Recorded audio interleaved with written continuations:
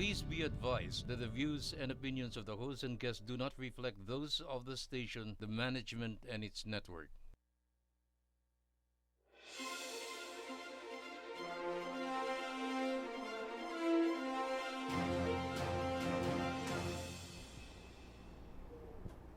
Good day, everyone. This is Laurelyn Garcia Velarde for this special coverage of the last State of the Nation address of the President. Joining me are our GNN host, of course, of Face the Nation, Mr. Howell Mabalot. Howell. Magandang hapon, Ma'am GM, Ma'am Saiti, at magandang hapon para sa lahat ng mga Pilipinong nanonood. Ngayon, live tayo sa pag-cover ng pinakahuling SONA ng ating mahal na Presidente. And of course, ang ating pambansang kagawad ng sa Barangay Tayo, Kgwd. Butch Serrano. Good afternoon, Madam Laurelyn at Sir Howell at sa mga kabarangay natin dyan, buong Pilipinas. Maraming salamat po and it's an honor. Yes, this is your first time Yes, to join it is. us for this special coverage of the SONA. And I'm very, very privileged kasi kasama natin isang gwapong-gwapong si Sir Howell. At Siyempre, ang kasi ating gwapo mo bossing. ako Sir Butch, ang chairman ng barangay. Ayan. Yes, oo. And of course, today is the 26th day of July. President Rodrigo Roa Duterte will present the traditional State of the Nation to the people for the last time. His administration makes its exit 11 months thereafter after the national elections for a new set of officials. It is our intent to go through the summary of his years in office alongside both the completed and uncompleted programs. The question is, what are considered successful achievements and what falls short of being accomplished? 5 years passed, 4 SONAs with different promises to the entire nation, and barely a year to finish his term. What is still left to be done? We have this special report from Denisa Fernandez.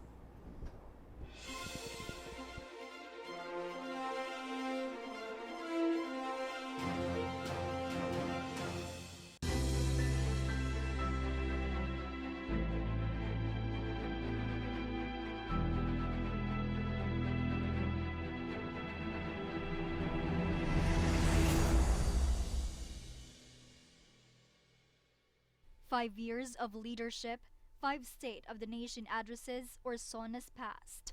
Rodrigo Duterte, the Philippines' 16th president, who is infamously known for his brutal battle on illegal drugs and gentle friendship with China. As Duterte is set to deliver his 6th and final SONA, let us look back on his initial pledges to better serve Filipinos and how it developed years after. During Duterte's presidential campaign, he vowed to end illegal drugs and criminality in 3 to 6 months. After claiming victory in the 2016 polls, the chief executive delivered his first SONA on July 25, 2016, highlighting his goal of eradicating illegal drugs in the country. During my inauguration last 2016, I said that the fight against criminality and illegal drugs and corruption will be relentless and sustained. We will not stop until the last drug lord, the last financier, and the last pusher have surrendered or put behind bars.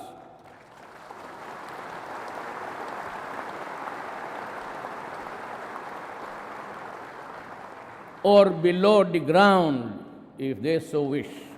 The issue has drawn flack not just from his critics in the Philippines, but also the world. Narratives of drug war operations have been similar. The police, claiming that they have a warrant of arrest, end up killing the victim. Cops justify that suspects fought back, leading to the fatality. In 2020, the International Criminal Court or ICC has found reasonable basis that crimes against humanity were committed in Duterte's war on drugs. Based on an ICC report dated June 14, 2021, between 12,000 and 30,000 individuals have lost their lives from July 2016 to March 2019 in the drug war. Amid the high number of alleged extrajudicial killings, ICC prosecutor Fatou Bensouda requested the court to permit a full probe in the Philippines' war on drugs. However, presidential spokesperson Harry Roque responded that Duterte will not cooperate. On the other hand, Duterte upheld the country's claim in the West Philippine Sea in 2016, noting his strong respect for the favorable ruling of the Permanent Court of Arbitration in Hague, Netherlands, junking China's claim. We strongly affirm and respect the outcome of the case before the Permanent Court of Arbitration as an important contribution to the ongoing efforts to pursue a peaceful resolution and management of our disputes. However, Duterte's friendship with China could be noticed flourishing through the years, at times putting Filipino fisherfolk's welfare the last. The commander-in-chief insisted to handle the matter through bilateral dialogues, as the country cannot afford to be in a war with China, raising that the Philippines do not have sufficient arms and equipment. In May 2021, Duterte said that the Hague ruling is just a paper that he could throw into a wastebasket amid China's incursion in the nation's maritime territory. Tapos nag-file sila ng kaso, nanalo tayo. Yung papel, sa totoong buhay between nations, yung papel, wala yan. Tapos sabi nila, itong papel na sa kaso nanalo tayo, ipursu mo. Pinursu ko. Wala nangyari. Sabi, actually, sa usapang bugoy, sabihin ko sa iyo, bigay mo sa akin, papel lang yan. Itatapon ko yan sa wastebasket. Roque explained the president's statement, saying that there is no mechanism in international law to enforce the arbitral award. Unlike previous administrations, Duterte's term further faced a huge challenge in 2020 when the coronavirus disease 2019 or COVID-19 pandemic emerged. Not only the Philippines, but also the whole world grappled to win the battle against the virus. Classes were suspended and community quarantines were imposed to curb the spread of COVID-19. However, virus cases in the Philippines still spiked, reaching 1.5 million in July. During Duterte's 2020 SONA, he assured Filipinos that the COVID-19 pandemic will soon end as vaccine is around the corner. We live in a troubled time. A dream of prosperity for our country was suddenly snuffed by a pandemic virulent virus. No nation was spared. Neither rich nor poor were exempt from the onslaught of this deadly disease. But let us not despair. The vaccine is around the corner. Sooner and not later, the virus that gobbled up thousands of lives will itself be laid to rest. In March 2021, the Philippines has rolled out its COVID-19 vaccination program, prioritizing health workers who are at risk of being infected with the virus. To date, around 15 million individuals out of the Philippines' 109 million population have received the vaccine. As Duterte's presidential term nearly lapses in 2022, are you satisfied with his efforts to lead the Philippines and serve Filipinos? For Golden Nation Network, this is Denisa Fernandez.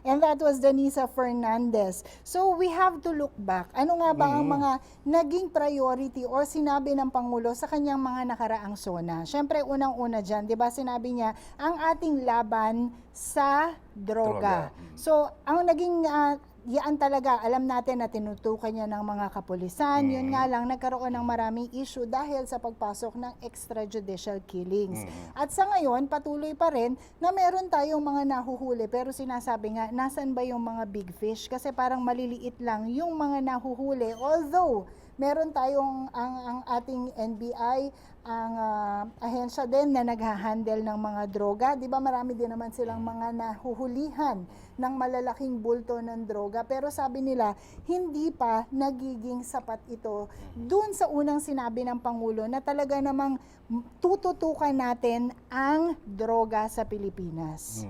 Ikaw, Howell, ano ang masasabi mo?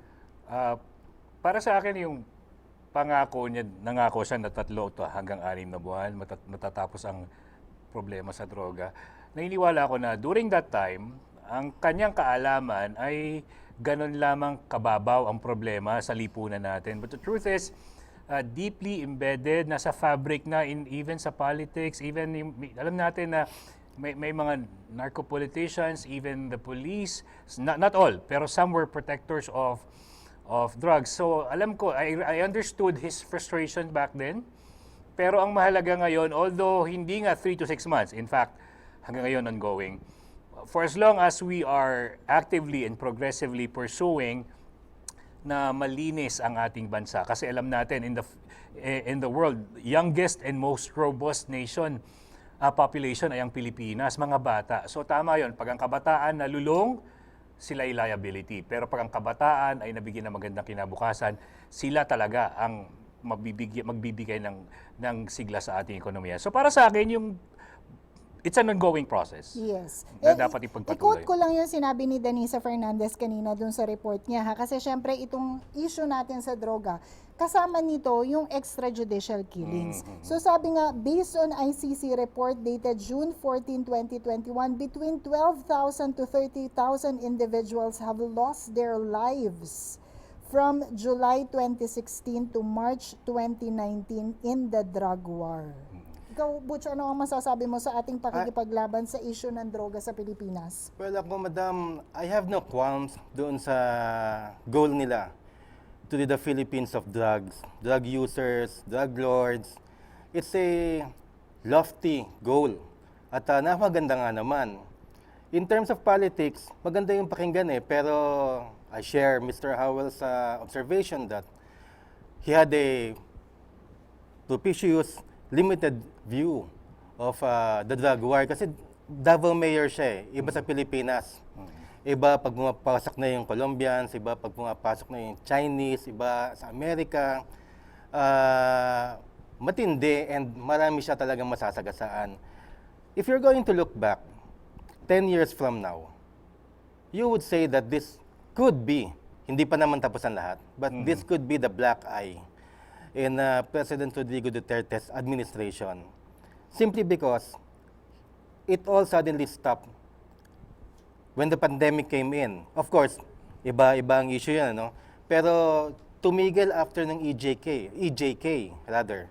And in the history of the Republic of the Philippines, where we, as law-abiding citizens, and of course our leaders, who should uphold the law, this is the first time ever, even in Southeast Asia, na nagkaroon ng extrajudicial killings.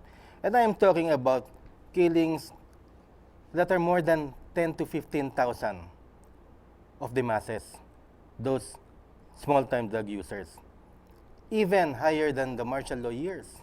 So if there is a black eye, hopefully that could be turned around in the last year of President Rodrigo Duterte's term, this should be it. Yung EJK, it should be a lesson for all of us. It should be a lesson for the administration and his cabinet members that they should talk about and rethink everything when it comes to the policy of drugs. But I believe 10, 20, 50 years from now, hindi maganda tong edition na to o chapter na to sa administration ni Pangulong Duterte. Okay, so yaan mo lang ang mga issue natin with regards to the drug war of the administration. Isa din dun sa mga pinag-usapan sa mga State of the Nation address ng Pangulo ay regarding the West Philippine Sea. Later on, si Butch, alam mo Howell, meron siyang ginawang special report with regards to the West Philippine Sea kasi ayun nga, sabi nga, even though Duterte upheld the country's claim in the West Philippine Sea in 2016, noting his strong respect for the favorable ruling of the Permanent Court of Arbitration in Hague, Netherlands, junking China's claim. Pero hindi talaga matapos-tapos ang issue natin, di ba? Kasi palagi na lang may mga lumalabas na nagkro-cross sa ating border. Hindi matapos-tapos ang issue na to. At ito, ginawa ng special report ni Butch. Later on, it will be discussed dun sa second show natin together with the opinion ngayon host, kasama natin si Mentong, si Ado at si Ana. So mamaya, doon na lang nila pag-usapan at antabayanan nila ang special report na yan ni Butch. And then we have to move on. So sabi nga, ano pa ba ang mga kinaharap ng ating Duterte administration at ano pa ba ang mga napag-usapan sa SONA? Ngayon naman panahon na ito, last year actually nung nag-SONA si Pangulong Duterte, natapos na yung lockdown nung panahon na yon. Nakapag-SONA na din siya. At syempre, ang naging usapan dyan ay tungkol syempre din sa pandemya. Pero 1 year passed already. Nandito pa rin ang pandemya na ating kinakaharap. Hanggang sa kasalukuyan, patuloy tayong nakikipagsapalaran. At sabi ko nga, ano nga ba ang mangyayari sa atin ngayon na nag-uumpisa tayong mabakunahan? Ako, naka-first dose na. Si Howell, naka-first dose na din. Si Butch, iniintay niya ang kanyang first dose. Malapit Pero na po. ang target nga ng gobyerno ay magkaroon ng herd immunity sa Kapaskuhan. Kaya lang sa pagpasok ng ating mga bakuna ngayon na nagkakaroon ng delay dahil nga sabi nga din ng ating gobyerno, itong delay na to hindi naman cause na tayo ang may kasalanan. Kung hindi, dahil napakalaki din ng demand sa international market. At syempre, nakikisabay naman tayo doon at nakapag-allocate din naman ng gobyerno para dun sa bukod sa donation na ibinibigay sa atin ng ibang bansa, nag-purchase din naman tayo. It's just that napakalaki ng demand. So ito nga, tingnan ulit natin ngayon, meron pang isang natitira na SONA kung ano naman ang kaya pang ma-accomplish sa loob ng isang taon pa wala ng isang taon. Kulang na lang ito, 11 months na lang ang natitira. So before we go on with the discussion, Howell? Okay, so we are pleased to welcome several fine and well-intentioned minds that would share their prognosis on the end days of this administration. We are joined via Zoom by Secretary Salvador Panelo.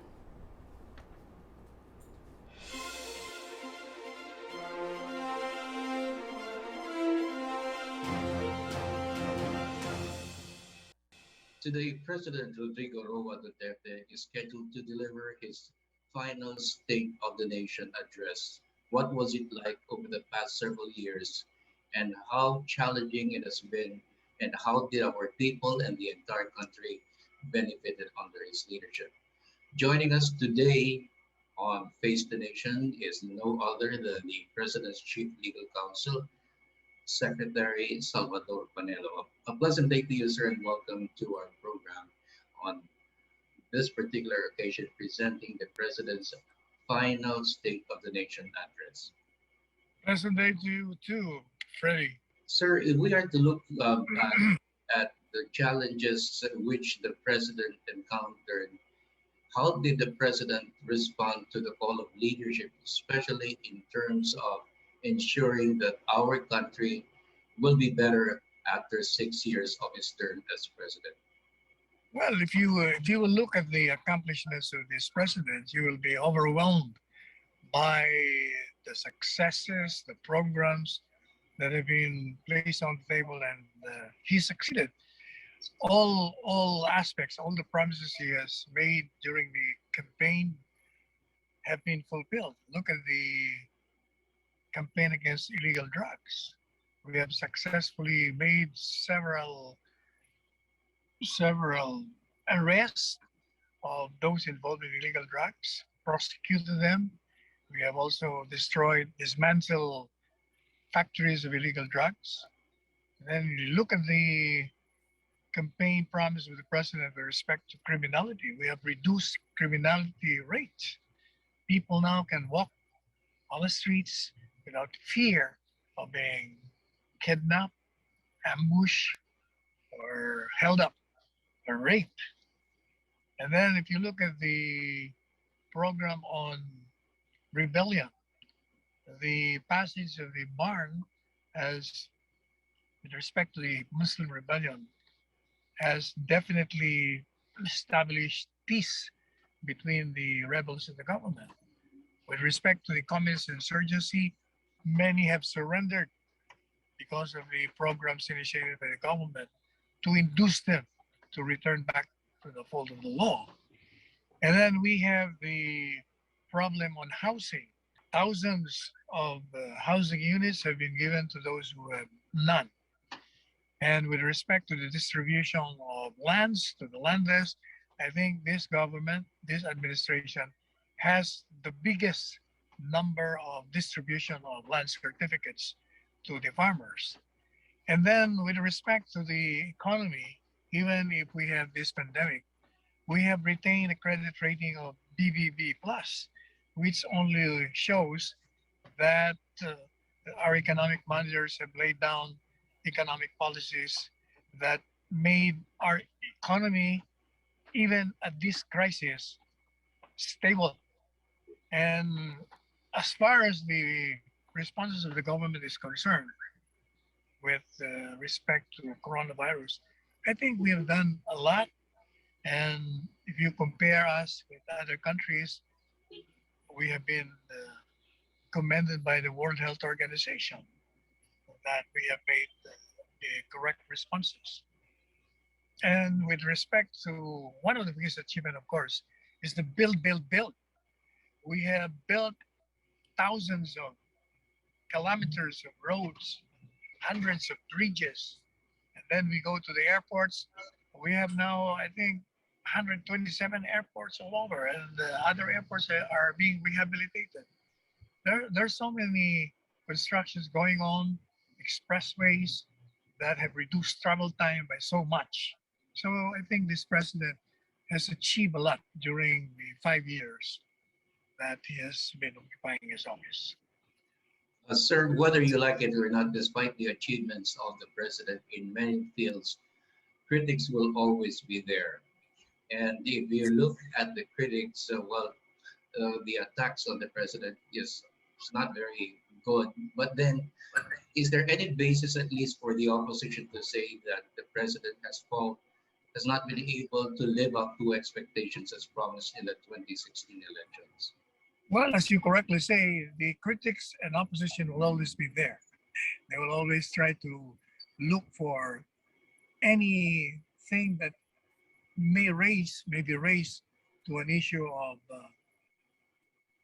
inefficiency or negligence or whatever.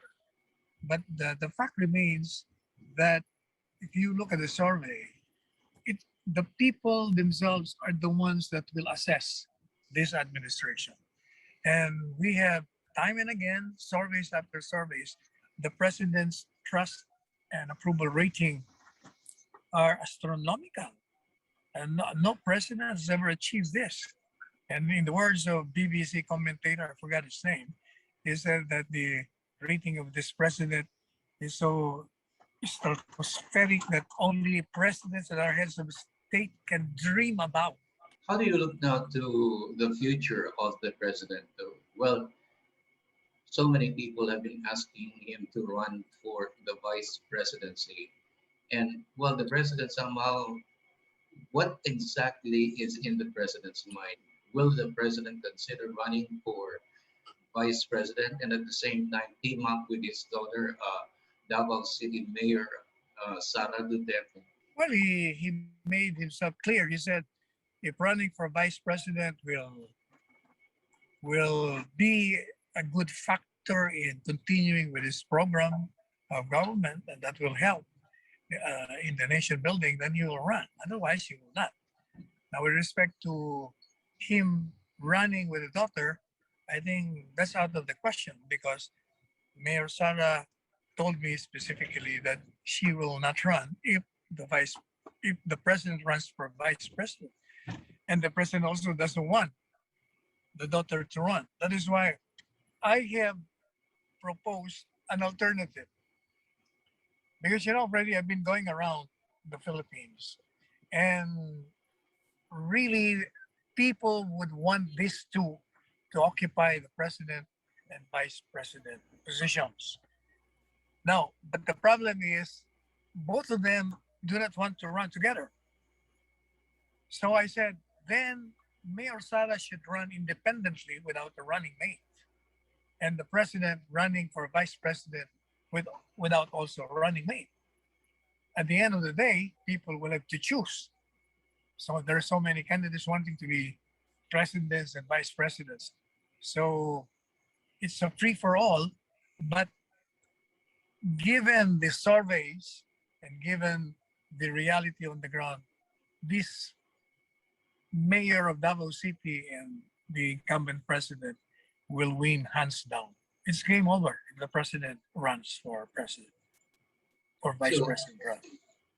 sir, what legacy is the president leaving for future aspirants for the presidency in terms of how they should rule or govern the country?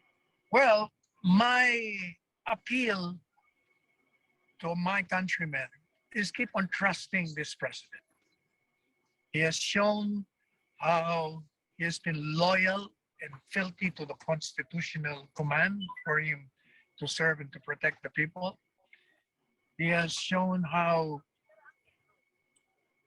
he fires people at will if there is any taint of corruption.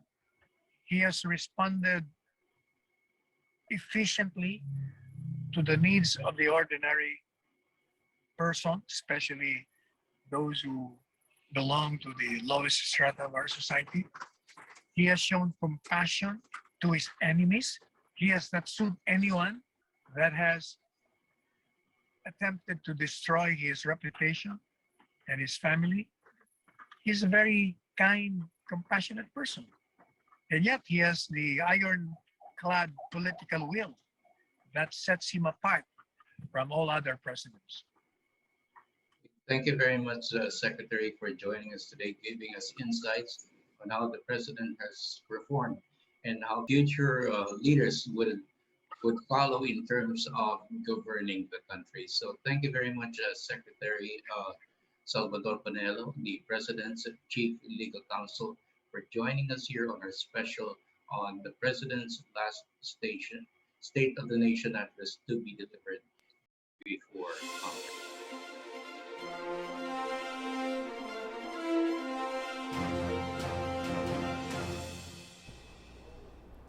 Maraming salamat, Sir Freddy Abando, sa napakagandang interview aided by technology with none other than Secretary Salvador Panelo. Yan ang ganda ng technology, ano? That we were mobilized by Zoom and other platforms so that we can still work despite what's happening in the world. As we navigate through the pandemic, buhay na buhay pa rin ang ekonomiya ng Pilipinas. Ang sabi ng Secretary, let the people be the judge. At napag-usapan natin, anong masasabi niyo sa approval rating ng Pangulo ngayon? Okay, bago tayo magpatuloy sa discussion, batiin ko lang ang ating Secretary Sal Panelo, kaibigan natin yan, Howell. Alam mo yung ibang mga i-donate natin sa gobyerno, sa kanya natin ipinadaan para naman makatulong tayo nung panahon ng pandemya. Nung nag-umpisa pa lang na nag-lockdown, na talaga namang nagkakakulangan ang mga face mask, face shield, pero kailangan ng ating mga frontliners. Yan talaga yung panahon na nakapag-donate naman tayo. Ayan. So, in a way, salamat kay Sir tayo, Philip kailangan tayong tumulong sa ating mga frontliners. Okay, sabi mo nga kanina sa discussion ni Secretary Sal Panelo, sabi nga niya, patuloy ang pagtaas ng approval rating ng Pangulo. Bakit kaya? Alam mo, unang-una, Howell, simula nung maupo si Pangulong Rodrigo Duterte bilang presidente ng Pilipinas, alam mo talagang iba yung suporta sa kanya ng masa. As I see it, ang sinasabi ko nga is, si Pangulong Duterte, bilang pag-upo niya kahit naging presidente na siya, hindi nagbago yung personalidad niya. Alam mo, maraming bumabati ko sa kanya dati at sinasabi na presidente na siya, dapat baguhin na niya kung paano siya makiharap sa ibang tao, lalo na dun sa mga world leaders, or gayon din kung paano siya makipag-usap sa ibang mga tao, hindi lang sa mga masa. Pero napanatili niya yon hanggang ngayon tuwing humaharap siya dun sa kanyang pagre-report sa sambayanan. It's almost 6 years at matatapos na ang termino niya, hindi na bago. So, kuhang-kuha niya ang loob ng masa.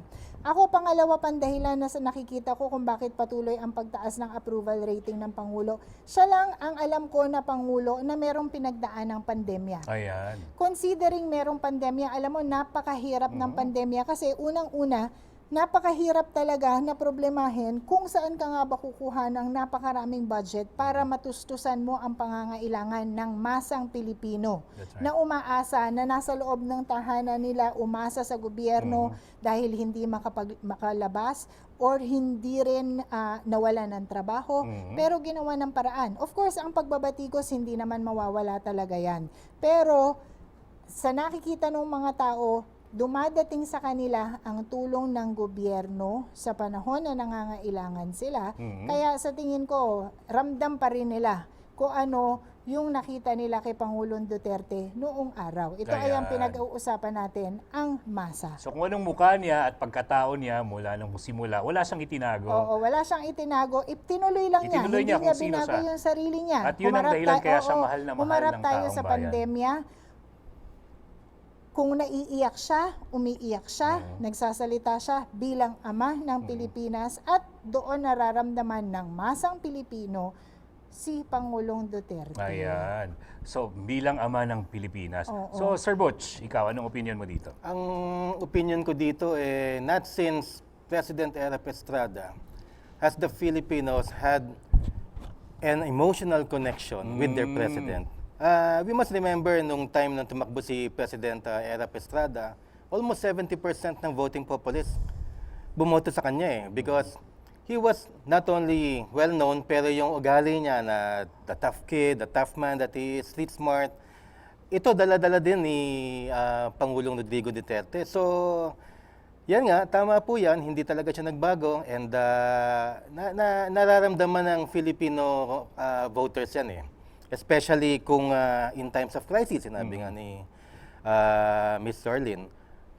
But if you're going to ask me, would I want to be in his chair right now or whoever wants to be president, ang hirap kasi palagay ko yung personality ni President Rodrigo Duterte, siya lang siguro ang sa mga nakaupo ngayon ang makakaharap sa mga krisis na ito. Sapagkat meron siyang dalang tapang, meron siyang dalang know-how. Matagal-tagal siya, 30 years as mayor, and he really finds time to really get down to brass tactics, ika nga, especially when COVID is concerned.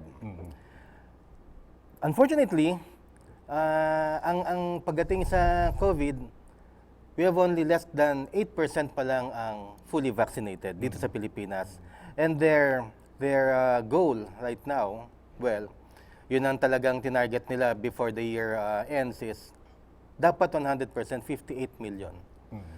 So ngayon, nasa mga 12 to 15 million pa lang ang fully vaccinated. Ang vaccinated. Ang fully.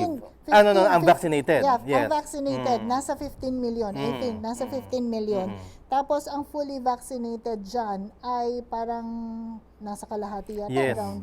Napakahirap ng logistics sapagkat habang fully yung first vaccination ng halimbawa isang herd, maghihintay na naman, yung iba nga nagka-problema pa bago dumating dito, yung ibang mga COVID vaccines. So, mahirap na ang sitwasyon ng Pangulo ngayon. Especially now na they are looking towards 2022 malapit na. In fact, kinakailangan talaga ma-fully vaccinate na yung mga tao. Kasi pag hindi, paano election next year? Tama yan. Dahil hindi pa pwedeng hindi fully vaccinated ang mga tao at pabubuntahin mo at pabobotohin mo. So maganda yung sinabi mo, sir, yung pagkataon ng ating mahal na presidente ang naaayon at akma sa pangyayaring kinaharap ngayon ng bansang Pilipinas. Imagine if the president is soft or indecisive or not having a strong stance against the pandemic and and the opposition, siguro mas nahirapan nga ang bansang Pilipinas. You know what Ninoy Aquino said long time ago. Tinanong niya yung isang magaling na presidente, ano ba ang kinabibili ba ng mga Pilipino? Intelihente ba? O talagang magaling sa gobyerno? Ang sabi a wise old man told him, courage. And I think, sino nagpakita ng courage going into the 2022 presidential elections, dahil nga malupit ang pinagdadaanan ng Pilipinas, I think magkakaroon ng emotional connection ng mga Filipino voters. And that is what the Dutertes, I'm going to say the Dutertes na, is trying to, well, not really trying, Positioning. it's what they are manifesting for so many years now. Courageous leadership. In fact, that's one of the topics we're discussing in the corporate world during webinars. So isa pa sa notable, sa gitna ng pandemya, ito na, may build, may pagpapaganda ng beach, itong Skyway 3 nabuksan na, at hanggang Antipolo, ang MRT. Ano masasabi nyo sa proyekto ng pagtatayo ng mga infrastructure at ng mga roads sa bansang Pilipinas despite the pandemic? Naku, kayo ma'am? Yes. Okay, siya. Sige, alam mo, Ma'am Jem. Howell, kasi sabi nga natin, kahit na may pandemya tayo na pinagdadaanan at naapektuhan ang ekonomiya ng bansa, kasama pa rin sa pag-usbong ng ekonomiya ng bansa ay ang pagkakaroon nga ng mga roads and bridges. Kasi yan ang paraan kung paano mapapabilis ang takbo ng pagnenegosyo, di ba? So sabi nga, itong panahon ni Duterte, madami ang mga infrastructures na nabuksan para mas mapabilis ang transportasyon at mapabilis ang takbo ng ekonomiya na nakakatulong talaga sa takbo ng ekonomiya ng ating bansa. Pero sabi nga din ng iba, itong mga ginawa ng Duterte administration, it's a good thing they were able to accomplish and finish this during his term. Pero actually, ito ay inumpisahan pa noong panahon ni dating Pangulong Pinoy. So, yun na yung mga groundbreaking, mga so paghuhukay, iyan yung mga inumpisahan at pag-ribbon naituloy cutting, at buti na siniguradong itinuloy ng administrasyon na ngayon ay ginagamit na natin na nakatutulong sa ating lahat. Ayan. So maganda naman, yun nga yung tinitingnan din natin, di ba? Maganda talaga kung meron continuity. Ayan. Kasi pag itinuloy mo yung inumpisahan na, lumipas na ang panahon, eto, nagagamit na natin ngayon at nakatutulong na siya para mapabilis ang takbo ng ating ekonomiya. Butch, ano ba itong mga naidagdag na mga infrastructure sa build? Very significant numbers po ang naitala ng Duterte administration. In fact, i-recite ko po para po sa taong bayan. 29,264 kilometers of roads built, 5,960 bridges, 214 airport projects, 451 seaport projects, and 2,587 flood mitigation structures finished. Wow. Kaya talagang, alam mo, Sir Howell, Ma'am Lorlene, President Duterte never really harked on this achievement. Nag-concentrate siya sa pandemic tsaka sa drugs. Pero when it comes to this achievement, yung infra, nahihiya siyang sabihin. Ayun nga sinabi niya na hindi niya pinagmamalaki. Pero in all honesty and in truth, and makikita natin, I think sa infrastructure achievements niya, pinakamarami na siguro to in the last 5 terms of the last 5 presidents. Wow. Thank you for that, Sir Butch. So, hindi lang kailangan ng courage, kailangan din ng action. Yeah, of course. Ayan, so ito na yung panglima at pang-anim at panghuling. Panglima pa lang to, it's actually the 5th. Kasi 5th year niya. So, yan nga ang mga pinagtuunan ng pansin na magandang naman talaga kung merong continuity. So, titingnan natin kung ano ang mangyayari sa susunod na Pero election alam natin, with regard to continuity. continuity, Pero kanina oo. nagko-comment kayong dalawa ng Dutertes Oo. Ang sinasabi ko nga, alam mo, sabi nga ni Pangulo, di ba, ang pinag-uusapan din natin kanina, Butch, yung puso ng Pangulo. Di ba? Sabi mo nga, napakahirap sa panahon na to na maging presidente kasi ikaw lang yung presidente na may hinarap na pandemya, di ba? Pero yun nga, sabi niya, maging political na yung discussion natin. As much as possible, ayaw daw niya na yung anak niya na ngayon ay naiuugnay sa pagtakbo bilang Pangulo ng Pilipinas sa susunod na halalan ay maging presidente kasi nga napakahirap talaga ng Oo. kinakaharap ng isang presidente. So bilang tatay, ayaw niyang mahirapan yung anak niya. Pero yung partido at mga supporters talagang agresibo na isulong na ipagpatuloy ang legacy ng ating Pangulo sa pamagitan ng pagkandidato ng anak. Walang iba kundi si Inday Sara. Okay. Ayan. Maraming salamat, Pilipinas. Tuloy-tuloy po ang discussion natin. And we are also being joined via Zoom by Miss Malu Tikia.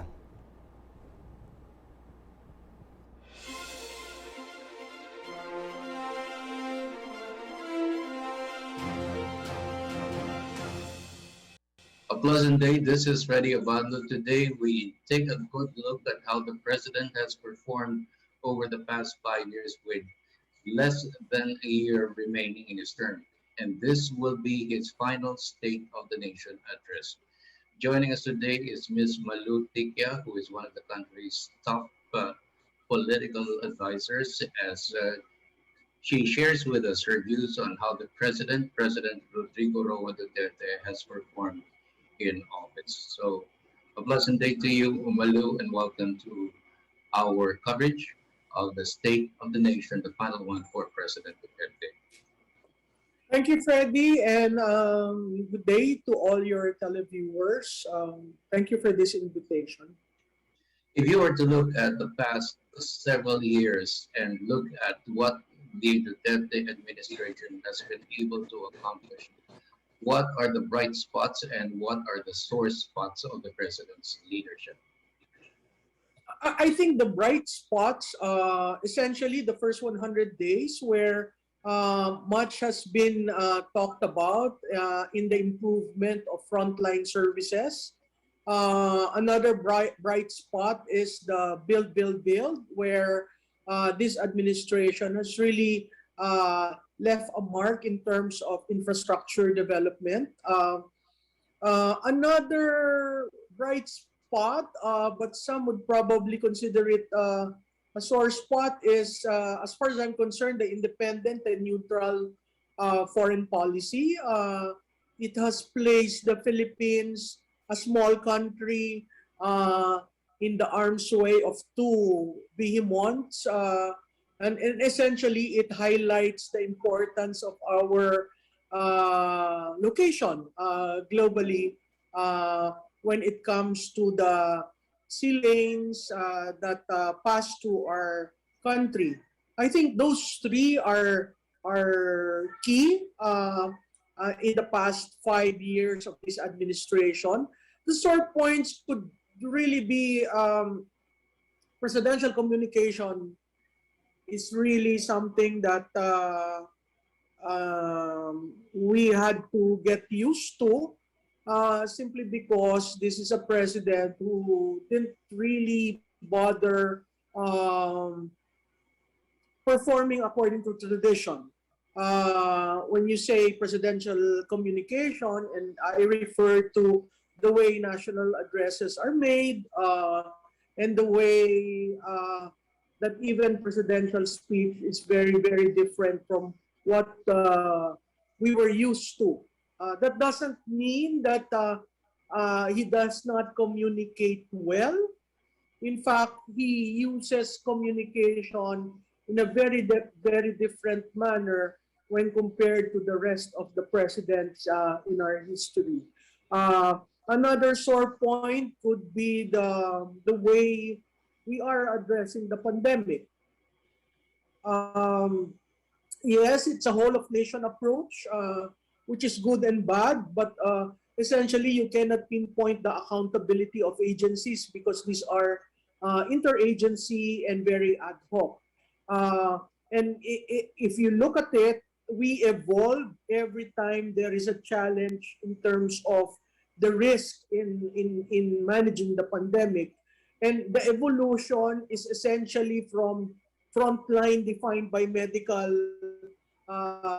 practitioners instead of the barangay, the role of national and local, and then probably the third is really capacitating the local the local governments in terms of managing the pandemic.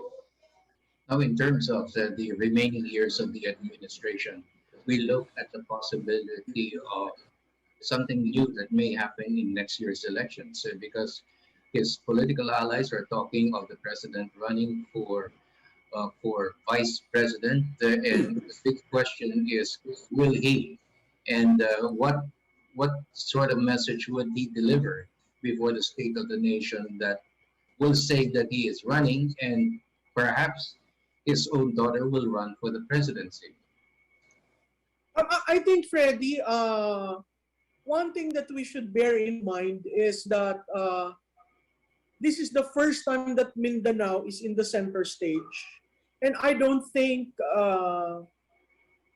leaders from Mindanao would allow it to be removed in the center stage. I think for the past so many decades, Mindanao has not been really given its due.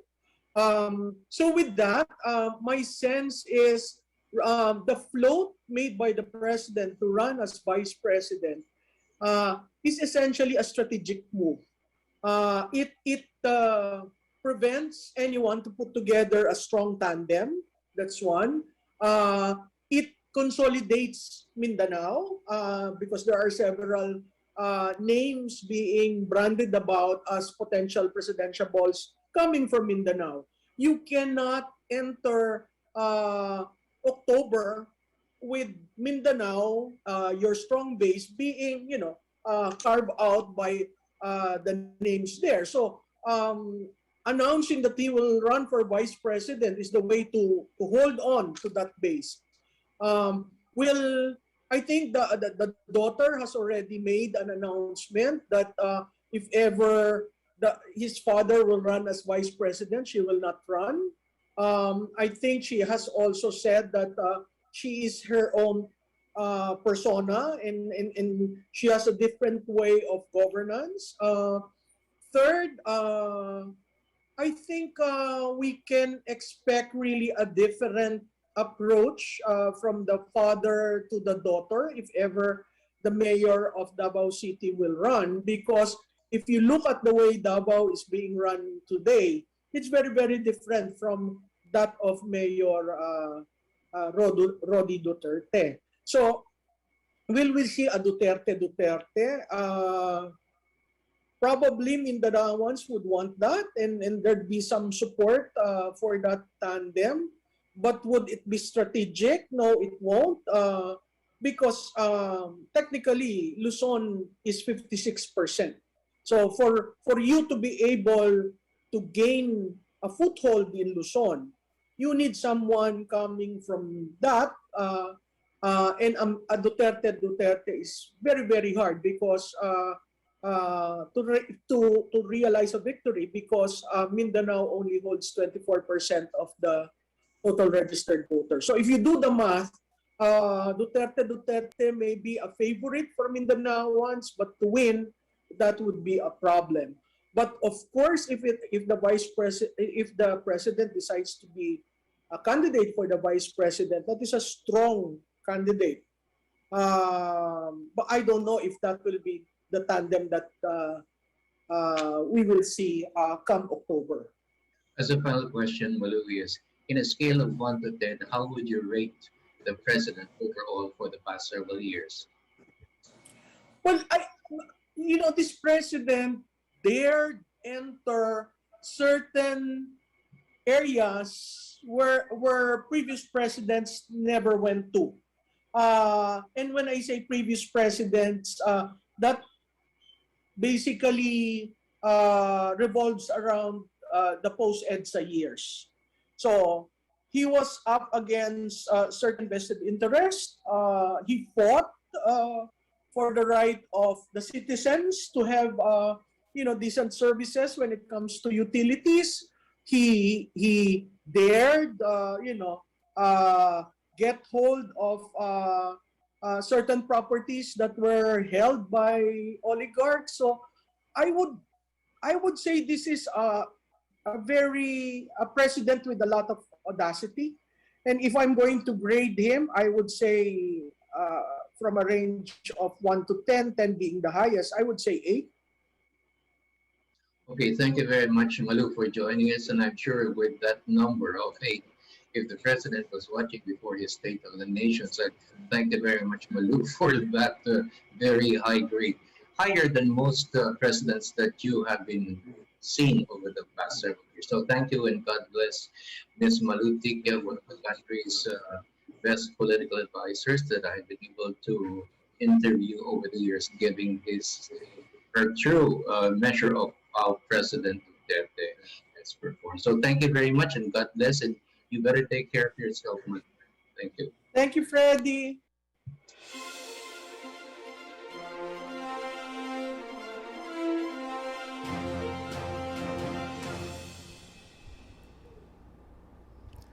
Welcome back po mga kabarangay, Philippines, at once again we are joined by Mr. Howell, Ms. Lorlene. Maraming salamat po.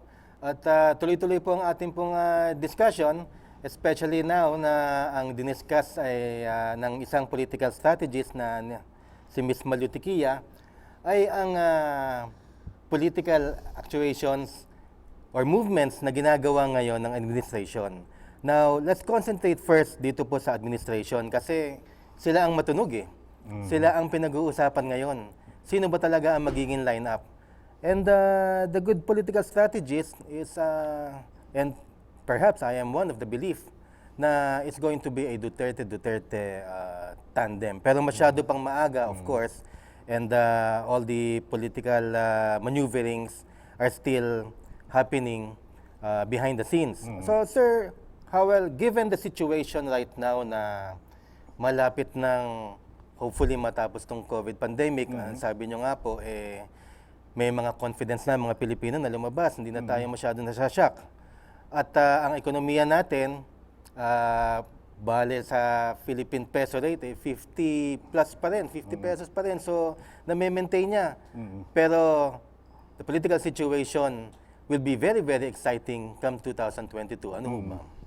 So para sa akin,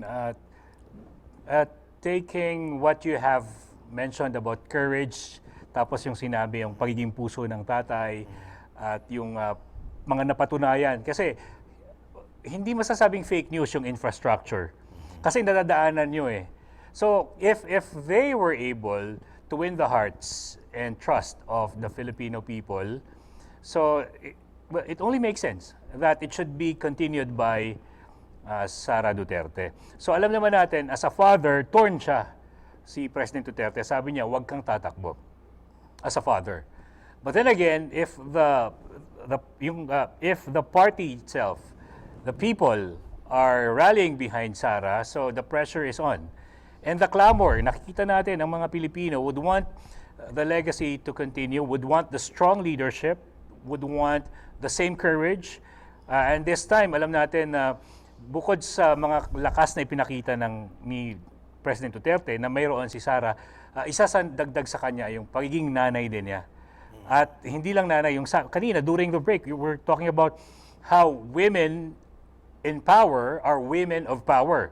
We mentioned about Miriam Defensor Santiago, about Gloria Macapagal Arroyo, and the same angst and tenacity and strength and the same trustworthiness nakikita natin kay Inday Sara. I'm not preempting what will happen to the party, but I think that would be a good strategy as well.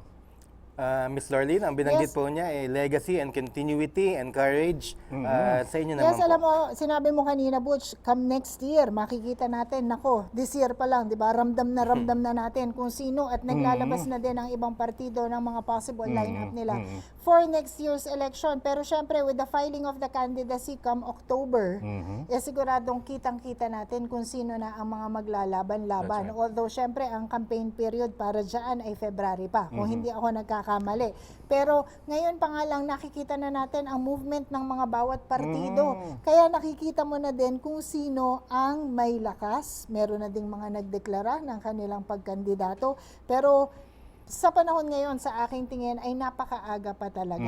Yung iba, alam mo, medyo cautious din sila sa pagde-declare ng maaga kasi alam din naman natin, pag ikaw nag-declare ka ng sobrang aga, ang dami din namang nagiging issue na lumalabas na po pwedeng maging dahilan para either mapalakas ka or mapahina ka sa iyong kandidatura. Pero syempre, ang inaasahan natin lahat is, sino ba ang mas makatutulong? Kasi alam mo, sinasabi nila, tumaas naman ang ating overall, pag pinag-uusapan natin, ay ang ekonomiya. Pero apektado pa rin tayo ng pandemya. Ang daming nawalan pa rin ng trabaho. Mamaya sa report, isasama natin yan sa mga magiging discussion kung ilan ba ang nawalan ng trabaho dahil sa pandemya, di ba? Pero yun nga, sa mga nagdadaan nitong mga panahon na ito at sa nakikita natin sa mga balita ngayon, nakikita mo na kung sino ang posibleng magtandem.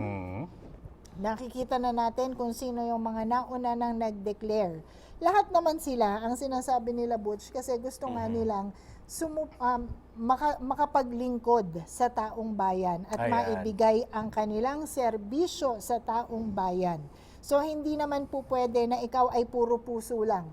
Kailangan meron ka ding isipan at lakas kung paano mo ba talaga mapapatakbo ng tama. Hindi rin naman po pwede, yun na nga, na puro puso lang yung patatakbuhin mo. Kasi napaka masalimuot ang pagpapatakbo ng ating bansa dahil hindi natin maikakaila. This is not just public service. This is politics. Yeah. Thank you very much. Alam nyo, one thing that strikes me is, number one, of course, politically, tao pa rin magde-decide Pero iba ang panahon ngayon. I think, yung kasama sa desisyon ng mga tao, yung magiging new normal na natin panghabang buhay. Kasi ibang-iba na po ang panahon natin ngayon, hindi natin masasabi kung meron pa rin tayong pandemya, hindi rin natin masasabi kung ang ekonomiya natin ay talagang tataas o babagsak. Ganun pa man, a crisis president is needed, pinakita na ho ng mga Dutertes iyan. Pero, hindi lang din naman nabubuo ang isang bayan sa isang pamilya. Kasama po dyan ang buong Pilipinas na may mga magagaling, may mga matatalino, meron din mga courageous na mga tao na wala pa lang silang chance na maipakita ito. Kagaya nga ni, hindi na muna ako magsasabi, baka sabihin kinakampanya ko pa. Nauuna tayong Baka mga mauna kampanya tayo. ngayon, di ba? So, meron dyan mga kauupo lamang, pero napakita nila ang kanilang talino, ang kanilang galing, at ang kanilang courage. Kaya nga, much is left to be desired, and much is anong pang sasabihin ko dito, malaking responsibilidad ang nakataya sa buong Pilipinas at sa kamay ng mga Pilipino sa pagpili natin sa 2022 sapagkat meron na tayo yung new normal. Sir Howell? So para sa akin, gusto kong itanong sa ating tatlo, ano ang, hindi tao ang pag-usapan natin, anong tatlong karakter ng next president that can be most fitting to keep on leading the nation for 2022 and beyond? Tatlong karakter, hindi tao hindi politiko. Anong hinahanap natin sa presidente? Oo, kailangan lagi siyang, kaya niyang manindigan, maprinsipyo. Kailangan nandiyan yan yung prinsipyo mo. Alam mo kasi, totoo, Howell, alam din to ni Butch. Pag pumasok ka sa politika, pwedeng maprinsipyo mo. Pero once you are there, with everything that comes in, with everything that is offered or given to you, pwedeng mawala yan. Kasi sabi nga, hanggang hindi ka nakakaupo at sasabihin mo lang na dapat ganito, dapat ganyan. Pero pag nakaupo ka na, iba yung kakaharapin mo. Kung ikaw ay meron kang prinsipyo at paninindigan, kaya mong tutukan yun. So, prinsipyo, paninindigan, ano pa yung pangatlo? Siyempre, ako, bilang isang magulang, kailangan mapanatili mo pa din yung puso. Kasi sabi nga nila, Howell, Tatlong P. Prinsipyo, paninindigan at puso. Hindi po pwedeng lahat yan. Lagi kang matapang, di ba? Kailangan maging matapang ka, di ba? Kasi sabi ko nga, principled ka din may paninindigan. Pero dapat may puso ka din to evaluate kung ano talaga yung nararamdaman at mas makabubuti para sa lahat. Ulit sa mga nais kumandidato, katulad ng presidente natin ngayon, na nagpakita ng prinsipyo, paninindigan at puso. So, Sir Butch, ano yung tatlo na hinahanap ng isang mamamayan ng Pilipino? Dadagdagan ko lang yung sinabi ni Miss Lorlyn. Ako, sang-ayon po ako sa lahat ng yon. Pero sa akin, number one, vision. Kinakailangan may vision ka sa country mo, especially now na may kinaharap tayo mga kung ano-ano mga sakuna, problema, ekonomiya man yan o culturally o kung ano man. Kinakailangan may plano ka talaga for the next 5 years. Pero para sa akin, importante is empathy. Because Wow. empathy is, the last salvation of mankind. Kinakailangan ma-empathize mo kung ano kinakailangan ng mga tao. Nararamdaman mo ang nararamdaman ng ordinaryong Pilipino. Hindi lamang kung anong kinakailangan ng mga matataas at matatayag na korporasyon o mga tao. Hindi lang yun ang pinoproteksyonan mo. Ang backbone ng Pilipinas ngayon ay ang middle class at ang mga mahihirap. At yan ang nagpupursige para to keep our economy afloat. Kaya kinakailangan we have to empathize what they need for the new normal. Yes, Galing. Howell. Yeah, before you go on a commercial break, gusto ko lang idagdag to. Alam mo, lagi nating sinasabi at lagi tayong nagsasabi ng mga naging problema natin sa mga politiko, mag-umpisa tayo sa atin. Umpisahan natin, lalo na dun sa mga kabataan. Let's all enlighten them on how they should vote. Diba? Who Totoo. they should vote. Hindi yung basta sikat lang, iboto na natin. So, saan tayo mag-umpisa ang mga kabataan? Hinihikayat ko na magparehistro. Kasi you have the chance to make the difference by voting well or voting right for the country. Kasi So, ito ang kakaharapin natin sa susunod na 6 na taon ulit. Ayan, so yung mga nagti-TikTok na kung botante ka na, use your voice, use your power. Ako, before we close for a break, at kung may 3 P si Ma'am GM, may 3 D ako. Gusto natin yung dedicated, gusto natin yung decisive, at gusto natin yung determinado. Kasi totoo yan, there will be tough times ahead. So we need to be decisive, we need to be dedicated, and we need to be determined. So wag po kayong aalis. Babalik po tayo sa pangalawang yugto ng State of the Nation Address ng ating mahal na Pangulo.